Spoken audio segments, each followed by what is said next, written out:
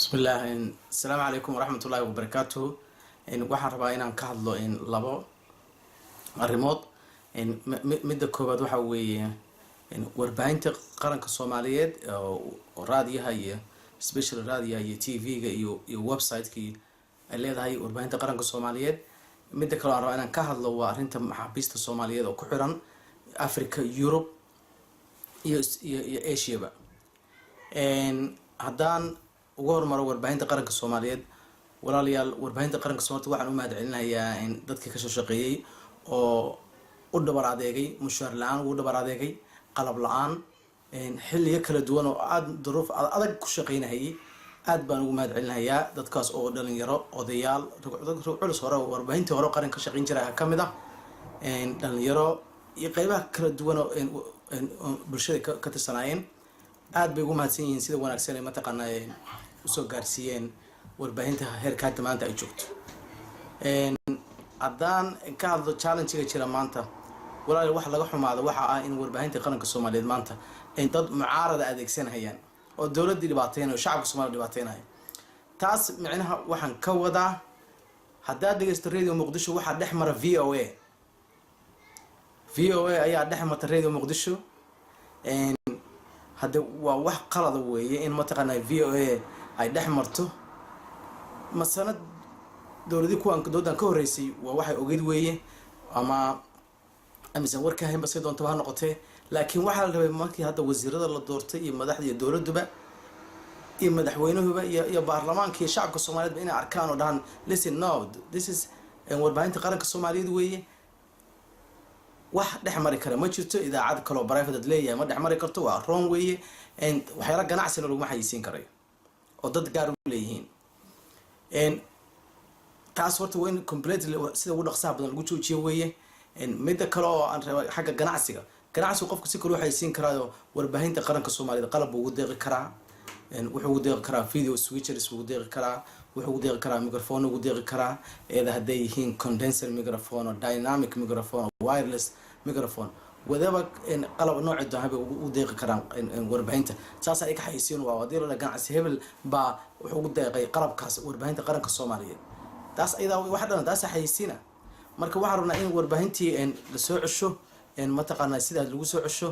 wax weyn laga bedelo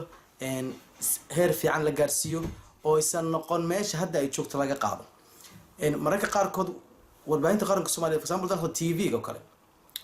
dadku markii warbaahinta qaranka Soomaaliyeed ay gabtay shaqadii ay lahayd ba dadku waxay war ka doonteen iyo bulshada Soomaaliyeed ba waxay war ka doonteen idaacada gaar loo leeyahay iyo social media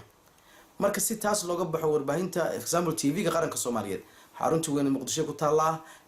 Europe meelo badan ba kaga yaala iyo America ba iyo Africa ba marka in dadku Soomaaliyeed isticmaalaan oo wax garadka Soomaaliyeed fariistaan oo dawladda wanaageeda sheegaan oo meelaha ay mataqaanaa loo baahan yahay in wax laga qabto tilmaamaan oo rag iyo dumar iyo aqoonyahanba ay si joogto ah continue loo adeegsado midda kale wax weyn oo ah in loo baahan yahay waxa kamid ah arrinta in la soo cesho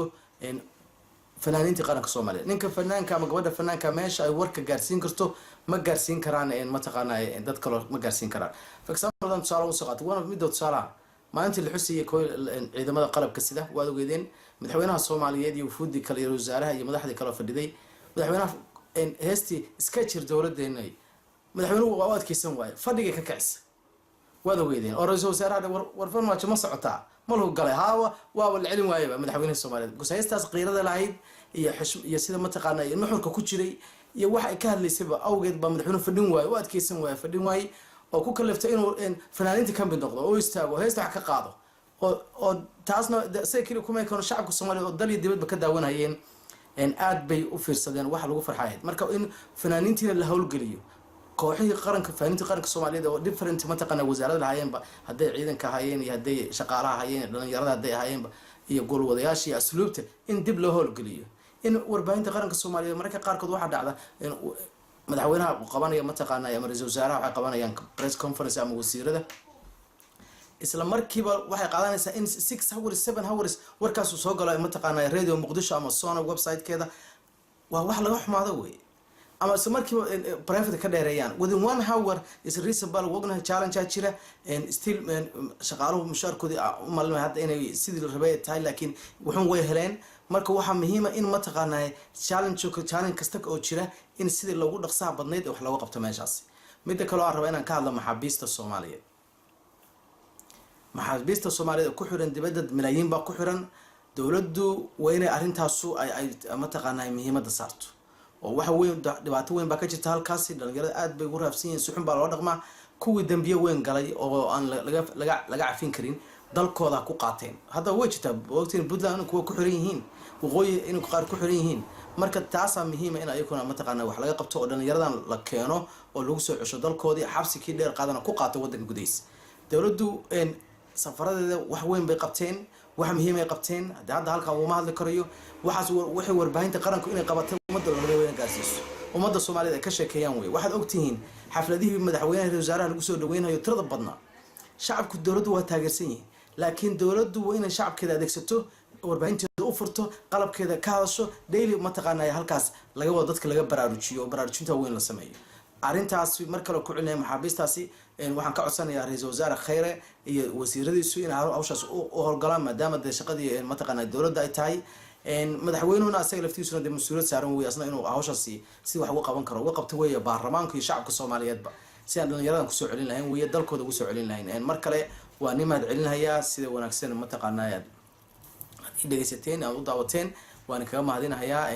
khayr baan rajeynayaa Soomaaliya ha israacdo laakiin fadhiga laga kaco oo ummadda hal hawl gasho shacabku diyaar buu yahay dawladda in la shaqeeyo marka adinku dawladdan waxa laga rabaa in ayaduna la shaqeyso aad baan u mahadsantihiin assalamu alaykum wa rahmatullahi wa ta'ala wa barakatuh